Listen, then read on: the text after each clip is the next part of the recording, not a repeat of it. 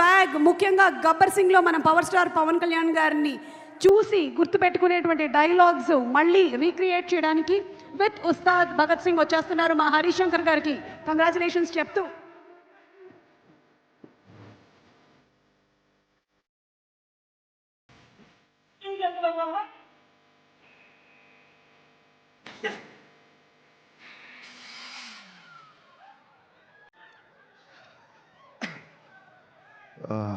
నమస్కారం, అందరికీ నమస్కారం. సుమ గారు ఫ్యూ వర్డ్స్ అన్నారు, బట్ ఫ్యూ ఇయర్స్ గురించి మాట్లాడాలి. ఫ్యూ వర్డ్స్ అంటే చాలామందికి థ్యాంక్స్ చెప్పాలి. ముందుగా ఫస్ట్ విషయం, యాక్చువల్గా నేను ఈరోజు ముందుగా మాట్లాడాలనుకున్న విషయం మీకు అందరికీ తెలుసు. సినిమా కొంచెం అనుకున్న దానికంటే కొంచెం లేట్ అయింది. బయట చాలామంది చాలా రకాలుగా మాట్లాడుకుంటారు, అది సృష్టి ధర్మం. బట్ ఎందుకు లేట్ అయింది అనేది నేను మళ్ళీ చెప్పాలి. ఫస్ట్ ఒక కాలేజ్ బ్యాక్డ్రాప్లో ఒక ఖుషీ ఎక్స్టెన్షన్ లాంటి స్టోరీ. ఖుషీలో ఉన్న ఇద్దరు స్టూడెంట్స్ మళ్ళీ ఈగో వచ్చి విడిపోయి మళ్ళీ కాలేజ్కి వచ్చి వాళ్ళు ఇద్దరు లెక్చర్లుగా ఉన్నప్పుడు అదే ఈగో కంటిన్యూ అవుతే ఎలా ఉంటుంది, ఒక క్రేజీ థాట్తో స్టార్ట్ అయ్యాము. బట్ అది స్టార్ట్ అయిపోయిన తర్వాత నేను అనుకున్న స్పేస్, నేను అనుకున్న హీరోయిజము, నేను అనుకున్న ఎక్కడో ఒక ఫన్ అనే యాంగిల్కి లిమిట్ అయిపోతున్నాం అని చెప్పి కథ మారడం జరిగింది. కథ మార్చిన దగ్గర నుంచి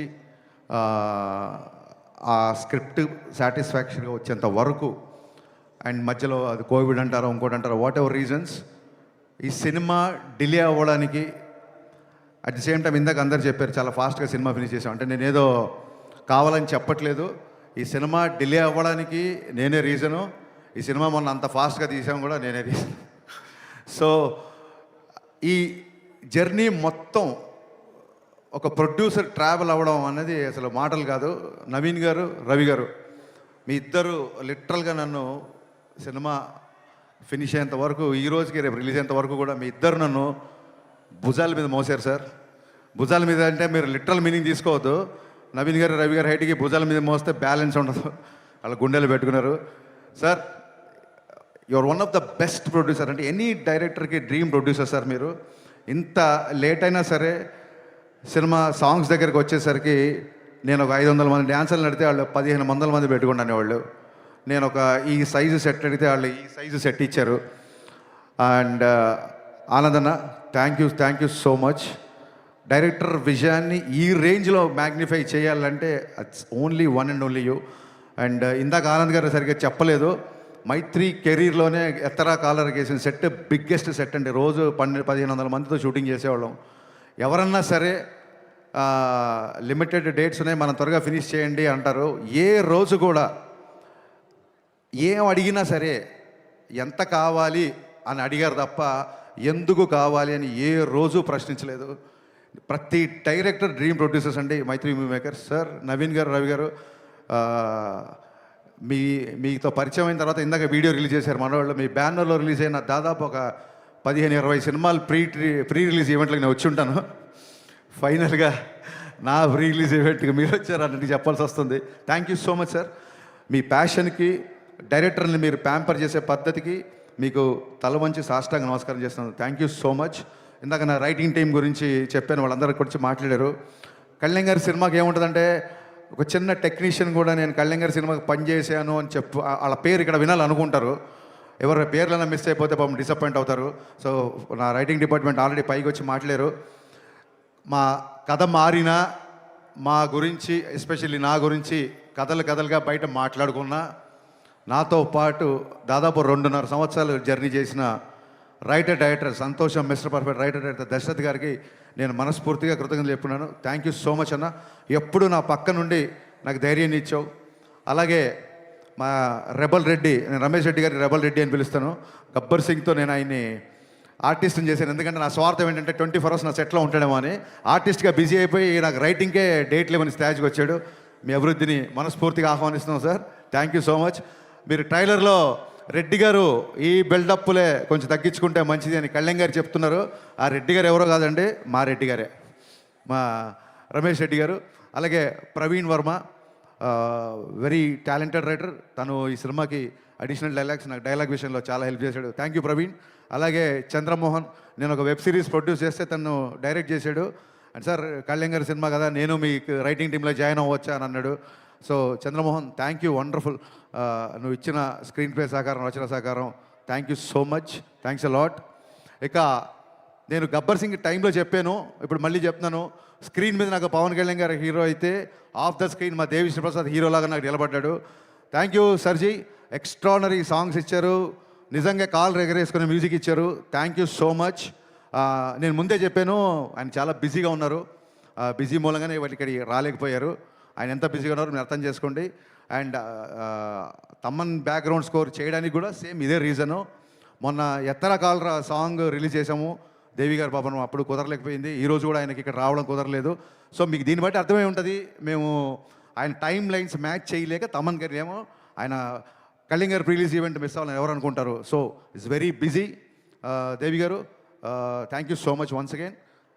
ప్రీపోన్ చేయడం అనేది పండగలకి సినిమా తెచ్చేద్దామనో, లేకపోతే ప్రొడ్యూసర్స్ గ్రీడో, డైరెక్టర్స్ గ్రీడో కాదండి.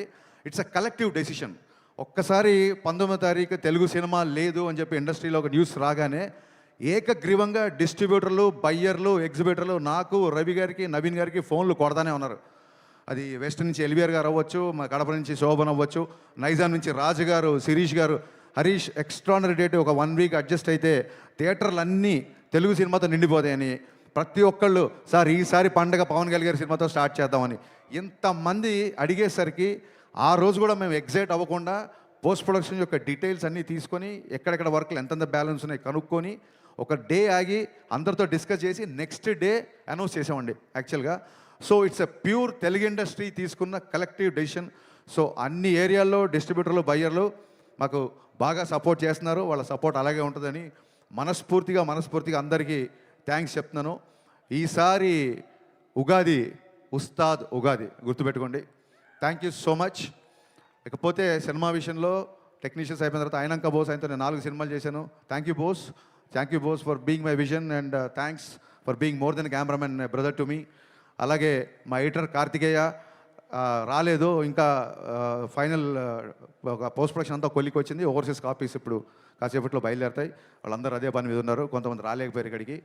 And Parthiban sir, thank you so much for accepting this character. Actually your screen presence is more than magic, and people are praising you in the trailer, and I'm getting a lot of messages. Romba nandri sir, and you made my job very easy because you're also a legend director.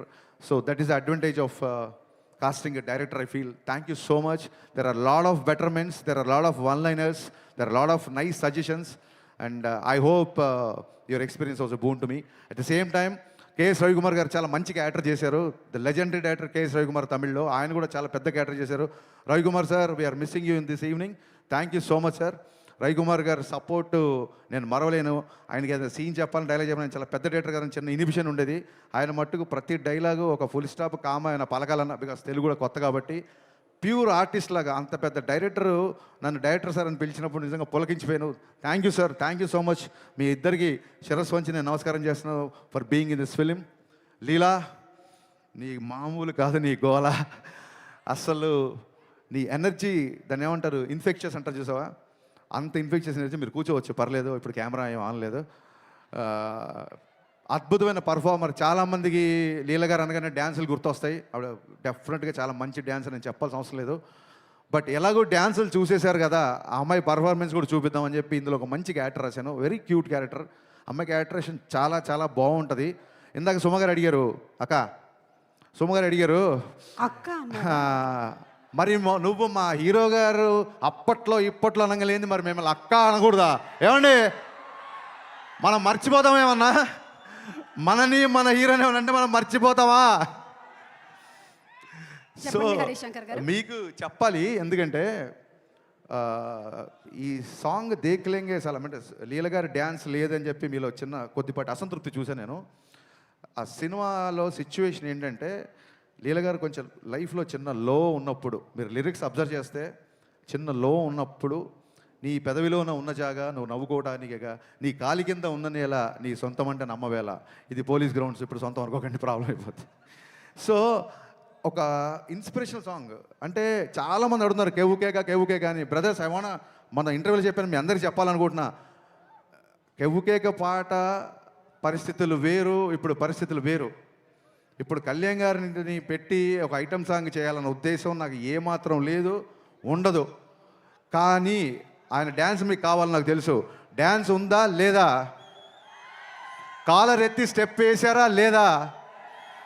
ఈ కాళ్ళు కదలాలని చెప్పి మనం ఏళ్ల తరబడి నుంచి wait చేస్తున్నామా లేదా? నేను ఇప్పుడు కళ్యాణ్ గారిని చూడను, నా ధైర్యం నాకు లేదు. డ్యాన్స్ గురించి మాట్లాడుతున్నప్పుడు నేను మిమ్మల్నే చూస్తాను కాసేపు. సో అలాంటి సిచ్యువేషన్లో వచ్చిన సాంగ్, ఒకటి డ్యూయట్ అయినా ఒకటి మాస్ సాంగ్ అయినా, నా లిరిసిస్టులు ఇద్దరు ఇక్కడే ఉన్నారు, భాస్కర్ భట్ల గారు, కాసేల శ్యామ్ గారు. ఈ 2 పాటల్లో మీరు అబ్జర్వ్ చేస్తే మీరు ఏ పని మీద వెళ్ళినా ఒక మోటివేషను, ఒక ధైర్యము, ఒక విజన్ ఇచ్చే పాటలు ఈ 2 పాటలు. మందుబాబులో అని అందులో పాట ఉంది. ఇప్పుడు ఏంటంటే నైట్ తాగిన మందు పొద్దున్న దిగిపోతే ఎక్కే దిగే కిక్కులోన వచ్చేది ఏముంది? అలాంటి కిక్కు మనకెందుకు? సచ్చేదాకా కిక్కు ఉండాలి. ఏదైనా కిక్కు ఉంటే సచ్చేదాకా ఉండాలి. అలాగే ఎక్కి తొక్కేటి ఎవళ్ళే ఉన్నా తగ్గేది ఏముంది? పొద్దున్న లేసి it's not just film industry, it's not just politics అండి.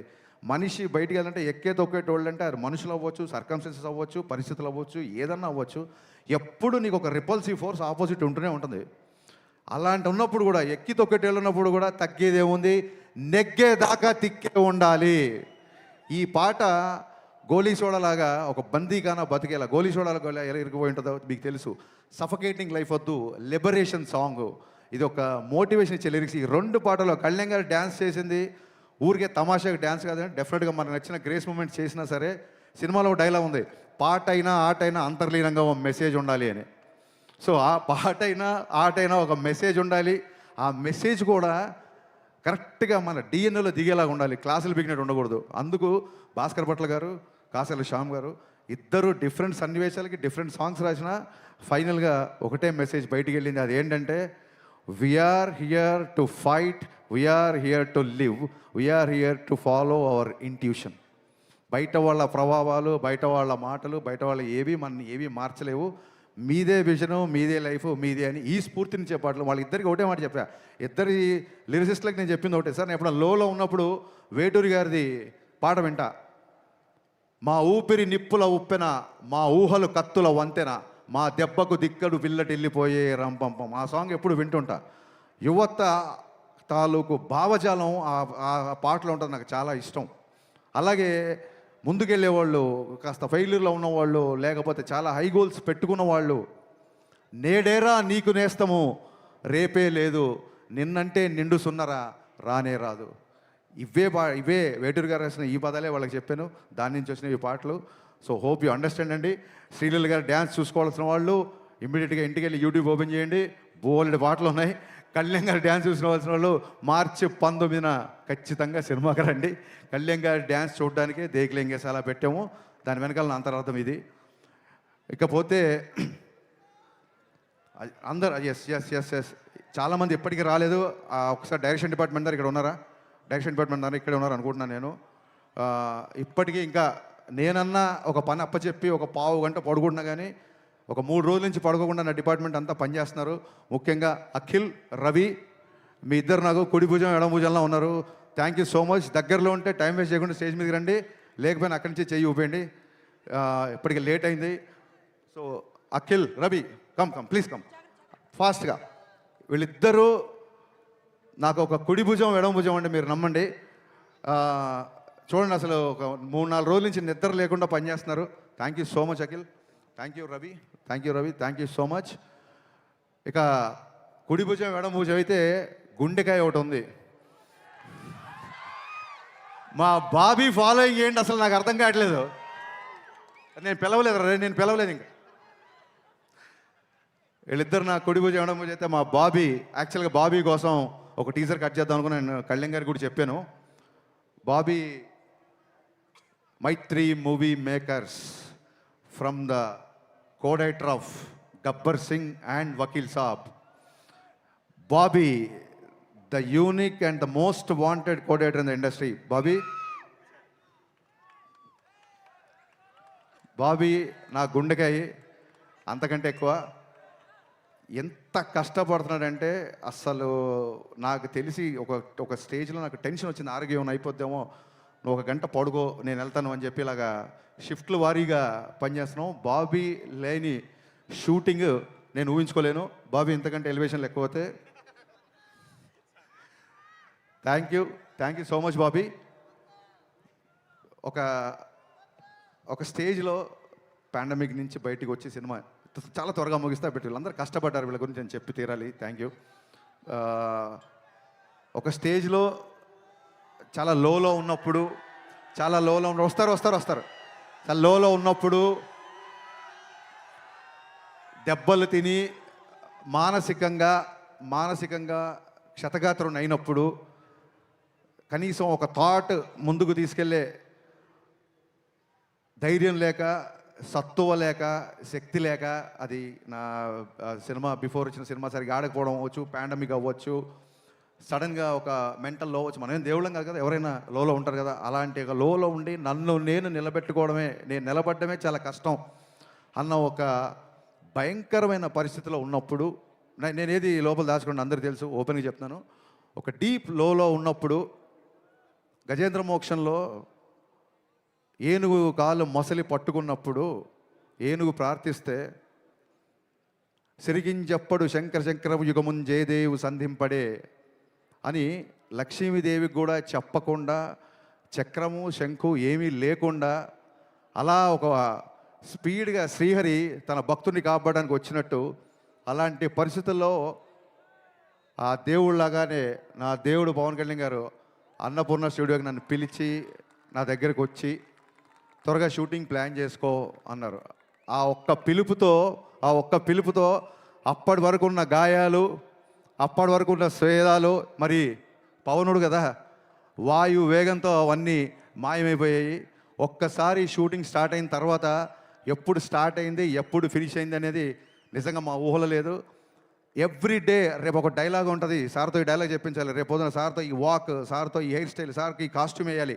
ఈ హైలో నైట్ ఎక్సైట్మెంట్లో నిద్ర పట్టేది కాదు. ఆయన పరిగెత్తాడు మాతో పాటు. ఇందాక రవి గారు చెప్పింది అక్షరాల నిజం. కమిట్మెంట్ అంటే గబ్బర్ సింగ్ అప్పుడు కొంచెం ఇంతకంటే యంగ్ కదా, కటౌట్ కంటెంట్ ఉన్నోడికి కటౌట్ చాలు అనుకున్నాను. బట్ కమిట్మెంట్ ఉన్నోడికే కటౌట్ ఉంటుంది అని పవన్ కళ్యాణ్ గారు చూసిన తర్వాత నా డైలాగ్ నేను మార్చుకుంటున్నాను. ఆ కమిట్మెంట్ కటౌట్ ఇక్కడ పెట్టిన కటౌట్లు కాదండి, మనం అందరం ఆ కమిట్మెంట్కి గుండెలో పెట్టుకున్నాం. ఆయన కటౌట్ని గుండెలో పెట్టుకున్నాం. ఇందాక ఈ చొక్కా గురించి అడిగారు కళ్యాణ్ గారు, ఏంటంటే సార్ జస్ట్ ప్రమోషన్ అని చెప్పా, కానీ మీతో పంచుకుంటున్నా. గుండె లోపల పవన్ కళ్యాణే, గుండె పైన పవన్ కళ్యాణే, నా గుండె ధైర్యం కూడా పవన్ కళ్యాణే. Thank you. ఎంత కష్టపడ్డారంటే ఇందాక రవి గారు చెప్పినట్టు సడన్గా సార్ ఇంపార్టెంట్ క్యాబినెట్ మీటింగ్ ఏదో ఉంది, సార్ విజయవాడ వెళ్ళారు అనగానే టీం అందరం ఓకే ఇవాళ షూటింగ్ లేదు అనుకునేవాళ్ళం. కరెక్ట్గా క్యాబినెట్ మీటింగ్ అయిపోయిందని చెప్పి ట్విట్టర్లో న్యూస్లో వచ్చే టైం కల్లా మా క్రియేటివ్ ప్రొడ్యూసర్ హరీష్ భాయ్ గారు టక్కుని కాల్ చేసి సార్ 9 o'clock షూటింగ్ పెట్టుకోమన్నారు, టైం వేస్ట్ చేద్దాం అన్నారు. అనగానే గబ్బ నైట్ 9 o'clock షూటింగ్ పెట్టుకునేవాళ్ళం. లిరికల్ వీడియోలో చూసారు లేదో, సార్ 1 more అన్నారు. నేను మాస్టర్ ఓకే అన్న తర్వాత కూడా ఆయన 1 more లేదు, ఇంకా బెటర్గా చేస్తాను ఆగని చెప్పి మళ్ళీ ఆ డ్యాన్స్ మూమెంట్ చేసిన రోజులు ఉన్నాయి. సార్ గబ్బర్ సింగ్ అప్పుడు నన్ను ఏమంటారు, కుర్రతనం అంటారో వెరితనం అంటారో నాకు తెలియదు, కానీ ఆ రోజులు నాకు సొమ్మగారు చెప్పి పద్దాగా 13 సంవత్సరాలు నాకు నిన్నగాక మన పొల్లాచికి వెళ్ళినట్టు ఉంది. జస్ట్ ఒక 1 week బ్యాక్ మీతో గుర్రం ఎక్కించి మన కచ్లో షూటింగ్ చేసినట్టు ఉంది. ఎవ్రీ మెమరీ నాకు ఉంది. మన జీవితంలో అన్ని రోజులు మనకు గుర్తుండవు. 10th class పాస్ అయిన రోజు, అమ్మ నాన్న మనం మెచ్చుకున్న రోజు, గబ్బర్ సింగ్ రిలీజ్ అయిన రోజు, ఇలాంటివే బాగా గుర్తుంటాయి. అలాంటి వండర్ఫుల్ ఎక్స్పీరియన్స్ ఈ షూటింగ్లో ఆయనతో ఉన్న నాకు జర్నీ. ఎలా జరిగింది షూటింగ్ అనేది అసలు నేను మాటల్లో చెప్పలేను. కళ్యాణ్ గారు ఆ రుణం అయితే తీర్చేసుకోవచ్చు, దాన్ని ఏమంటారు బంధం అనుకోండి, ఆ బంధం తీరిపోవాలి తప్ప ఒకళ్ళు తీర్చుకోలేరు. ఆ బంధం మీద నాకు ఉన్నందుకు నేను ఆ దేవుడికి మనస్ఫూర్తిగా కృతజ్ఞతలు చెప్పుకుంటున్నాను. ఇంకొక చిన్న విషయం క్లారిఫై, శ్రీహరి లాగా వచ్చాడు అని పవన్ కళ్యాణ్ గారిని దేవుడిలాగా ప్రవేశించినప్పుడు కొంతమంది కామెంట్ చేస్తున్నారు. ఒక చిన్న విషయం క్లారిఫై చేయాలనుకుంటున్నా.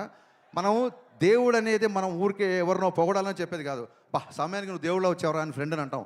సమయానికి ఆ రోజు మా మామయ్య దేవుళ్ళ వచ్చాడంటాం. పరిచయం లేని వ్యక్తి కూడా టక్కనే హెల్ప్ చేస్తే దేవుళ్ళ వచ్చాడంటాం. సచిన్ తెండూల్కర్ని గాడ్ ఆఫ్ క్రికెట్ అంటాం, Saraswati God of wisdom, Lakshmidevi God of wealth అంటాం. అలాగా మనం అభిమానంతో గాడ్ అని పిలుచుకుంటే ఆయన్ని అది గాడ్ ఆఫ్ క్రేజ్ అవ్వచ్చు, గాడ్ ఆఫ్ స్వాగ్ అవ్వచ్చు. సచిన్ తెండూల్కర్ గారిని గాడ్ అంతా మాత్రం ఆయన విగ్రహం పెట్టి బ్యాట్ అని ధ్వజస్తంభాల్లో పెట్టి గుళ్ళు కట్టమని ఎవరు చెప్పలేదు కదా. It is the supremacy experience, it's a superlative expression అంతే. అంతకు మించి ఎవరినో ఏదో కామెంట్ చేయాలని కాదు, ఎవరినో నొచ్చుకోవాలని కాదు. సార్ మాటలు రావట్లేదు. ఈ సినిమా ప్రాణం పెట్టి పనిచేశారు. మానవాళ్ళందరూ మీ మాటలు వినాలనుకుంటున్నారు. నన్ను ఇంతసేపు భరించినందుకు, సహించినందుకు, మళ్ళీ ప్రేమించినందుకు thank you so much. March 19th ఈసారి Ustaad Ugadi. Thank you. Okay, yes